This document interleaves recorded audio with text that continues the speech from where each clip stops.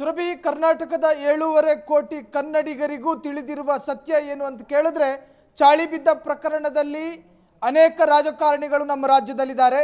ಆ ಪೈಕಿ ಅಗ್ರಗಣ್ಯ ಸ್ಥಾನದಲ್ಲಿರೋದು ಕಳೆದ 2023ರ ಚುನಾವಣೆಯಲ್ಲಿ ಸೋತು ಸುಣ್ಣವಾದ, ಜೊತೆಗೆ ಈಗಿನ ಹಾಲಿ MLC CT ರವಿ. ಆ CT ರವಿಯ ವಿರುದ್ಧವೇ ಕೇಳಿ ಬಂದಿರೋ ಆರೋಪ. ಮೊನ್ನೆ ದಿನ ನೀಟ್ ಎಕ್ಸಾಮ್ ಪ್ರಶ್ನೆ ಪತ್ರಿಕೆ ಲೀಕ್ ವಿಚಾರಕ್ಕೆ ಸಂಬಂಧಪಟ್ಟ ಹಾಗೆ ಜಂತರ್ ಮಂತರ್ನಲ್ಲಿ ಭಾರಿ ಸಂಖ್ಯೆಯ ಪ್ರತಿಭಟನೆಗಳಾಗ್ತಾ ಇತ್ತು.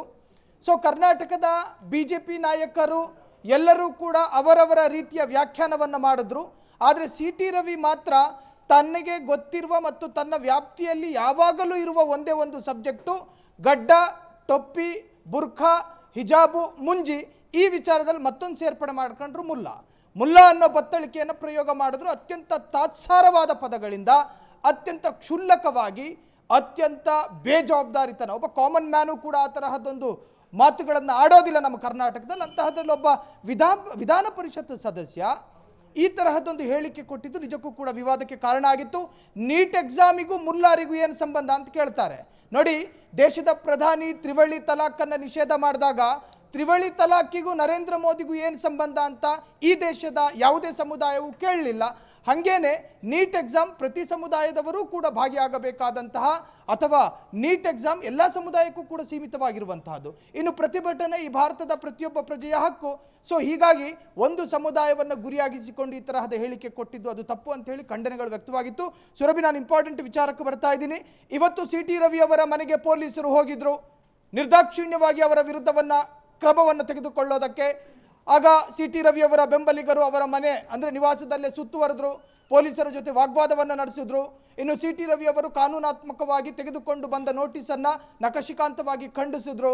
ನಾನು ಈ ನೋಟಿಸನ್ನು ಸ್ವೀಕರಿಸೋದಿಲ್ಲ, ಕಾರಣ ನಾನೊಬ್ಬ MLC, ನಾನೊಬ್ಬ ಜನಪ್ರತಿನಿಧಿ, ನನ್ನ ತಲೆಯಲ್ಲೇನೋ ವಿಶೇಷವಾದಂತಹ ಕೊಂಬಿದೆ ಅನ್ನೋ ಅರ್ಥದಲ್ಲಿ ಪೊಲೀಸರ ಜೊತೆ ವಾಗ್ವಾದ ಮಾಡಿದ್ರು. ಇದು ನನ್ನ ಹೇಳಿಕೆಯಲ್ಲ. ಅದಾದ ನಂತರ ಪೊಲೀಸರ ನೋಟಿಸ್ ನಿರಾಕರಣೆ ಮಾಡಿದ ನಂತರ ಚಿಕ್ಕಮಗಳೂರಿನಲ್ಲೇ ಸಾಕಷ್ಟು ನಾಗರಿಕರು ಕೊಟ್ಟಂತಹ ಸ್ಟೇಟ್ಮೆಂಟ್ನ ಆಧಾರವಾಗಿ ಹೇಳೋದಾದರೆ ಪೊಲೀಸರ ಜೊತೆ ನೋಟಿಸನ್ನು ಸ್ವೀಕಾರ ಮಾಡಿಕೊಳ್ಳಲಿಲ್ಲ CT ರವಿ. ಜೊತೆಗೆ CT ರವಿ ಅವರೇ ತಮ್ಮ ಅಧಿಕೃತ ಖಾತೆಯಲ್ಲಿ ಬರೆದುಕೊಂಡಿದ್ದಾರೆ. ಅದನ್ನು ಓದ್ತಾ ಇದ್ದೀನಿ ಸುರಭಿ. ಪೊಲೀಸರು FIR ದಾಖಲಿಸಿಕೊಂಡಿದ್ದು ನೋಟಿಸ್ ನೀಡೋದಕ್ಕೆ ನನ್ನ ನಿವಾಸಕ್ಕೆ ಬಂದಿದ್ದರು. ನಾನು ವಾಸ್ತವ ವಿಚಾರವನ್ನು ಹೇಳಿದ್ದೇನೆಯೇ ಹೊರತು ನಾನು ಮುಸ್ಲಿಂ ಸಮುದಾಯವನ್ನು ಗುರಿಯಾಗಿಸಿ ಮಾತನಾಡಿಲ್ಲ. ಓರ್ವ ಮುಲ್ಲಾನ ನಡೆಯನ್ನು ಖಂಡಿಸಿದ್ದೇನೆ, ಇಡೀ ಸಮುದಾಯವನ್ನು ನಾನು ಗುರಿಯಾಗಿಸಿಲ್ಲ. ಹಾಗಾಗಿ ನನ್ನ ವಿರುದ್ಧ ನೀವೇನು ಸೆಕ್ಷನ್ ದಾಖಲು ಮಾಡಿದಿರೋ ಆ ಸೆಕ್ಷನ್ಗೆ ತಕ್ಕುದಾದ ತಪ್ಪನ್ನು ನಾನು ಮಾಡಲಿಲ್ಲ ಅನ್ನೋ ವಾದವನ್ನು ಕೂಡ CT ರವಿ ಮಂಡಿಸಿದ್ದಾರೆ ಅನ್ನೋ ಮಾಹಿತಿ ಇದೆ ಸುರಭಿ. ಓಕೆ ಸಾಹಿಲ್, ಇನ್ನೊಂದೇನಂದ್ರೆ ಅವರು ಸ್ಟೇಟ್ಮೆಂಟ್ ಕೊಟ್ಟಿರೋದೇನಂದ್ರೆ, ನಾನು ಯಾವುದೇ ಸಮುದಾಯವನ್ನು ಅವಹೇಳನ ಮಾಡಿಲ್ಲ, ಯಾವುದೋ ಒಂದು ವ್ಯಕ್ತಿ ನನಗೆ ಬೆಂಕಿ ಹಚ್ಚೋಕೆ ಬಂದ್ರು ಆ ವ್ಯಕ್ತಿಗೆ ನಾನು ಈ ರೀತಿಯಾಗಿ ಹೇಳಿರುವಂಥದ್ದು. ಆ ವಿಚಾರ ಕೂಡ ನಾನು ಮುಸ್ಲಿಂ ಸಮುದಾಯದ ಬಗ್ಗೆ ಅವಹೇಳನ ಎಲ್ಲಿ ಹೇಳಿದ್ದೀನಿ ಅಂತ ಕೂಡ ಅವರು ಮೆನ್ಷನ್ ಮಾಡಿದ್ದಾರೆ ಅಂತ ಇರುವಂಥದ್ದು. ಸಾಹಿಲ್, ಈಗ ಮುಲ್ಲಾಗಳು ಎನ್ನುವ ಅತಿ ಸಂಬೋಧನೆ ಅಂದರೆ ಪದಪ್ರಯೋಗ ನೋಡಿ, ಪುರೋಹಿತರು ಅಂದಾಗ ಏನು ಅರ್ಥಗಳು ಬರ್ತಾವೋ, ಪಾದ್ರಿಗಳು ಎನ್ನುವಾಗ ಏನು ಅರ್ಥಗಳು ಬರ್ತಾವೋ, ಮುಲ್ಲಾಗಳು ಎನ್ನುವಾಗಲೂ ಕೂಡ ಒಂದು ಸಮುದಾಯದ ಒಂದು ವಿಭಾಗವನ್ನು ಪ್ರತ್ಯೇಕವಾಗಿ ಗುರುತಿಸುವಂತಹ ರೀತಿಯ ಸೂಚ್ಯಾಂಕ ಅದು.